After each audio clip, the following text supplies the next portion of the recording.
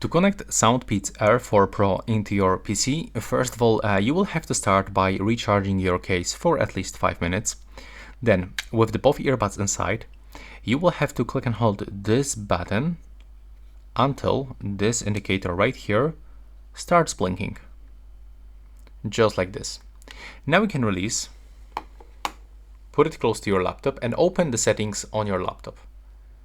Then go to the Bluetooth devices. Then click on this switcher to turn on Bluetooth and select to add device.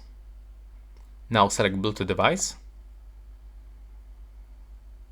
And from this list, you will have to just wait until they pops on the list. If it is not working, you can simply try to click and hold this button one more time.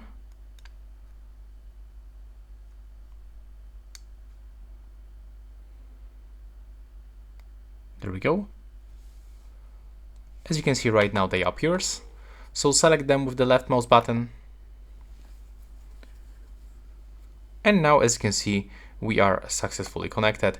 Thanks for watching. Right now, please subscribe.